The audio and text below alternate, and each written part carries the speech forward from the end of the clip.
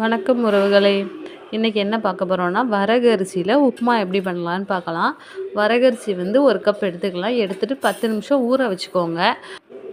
இது ஊறட்டும். அடுத்து நம்ம காயெல்லாம் கட் பண்ணிடலாம். நான் என்ன சேர்த்தேன்னா, வெங்காயம், கேரட், பீன்ஸு, பட்டாணி இதை தான் எவ்வளோ சேர்த்துருக்கேன் காய். 10 நிமிஷம் ஊறினதுக்கப்புறமா நம்ம வடிகட்டியில் வடிகட்டி வச்சுக்கலாம். அப்புறம் உப்புமா ரெடி பண்ணதுக்கு ஒரு குக்கரில் தேங்காய் எண்ணெய் சேர்த்துட்டு கடுகு நல்லா பொரிஞ்சதும் உளுந்து, அப்புறம் கொஞ்சமாக கடலைப்பருப்பு எல்லாத்தையும் சேர்த்து நல்லா பொன்னிறமாக வரட்டும்.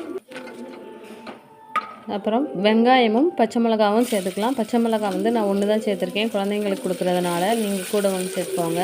அப்போ தான் உப்புமாவும் நல்லாயிருக்கும், காரசாரமாக இருக்கும். அப்புறம் இஞ்சி சேர்த்துக்கலாம். இஞ்சி முன்னாடி சேர்க்கணும், நான் மறந்ததுனால இப்போ சேர்த்துருக்கேன். அப்புறம் நம்ம தேவையான காயை சேர்த்துக்கலாம். நம்ம ஆல்ரெடி கட் பண்ணி வச்சுருக்கோம்ல, அதை எல்லாத்தையும் சேர்த்து ஒரு தடவை நல்லா மிக்ஸ் பண்ணிக்கலாம்.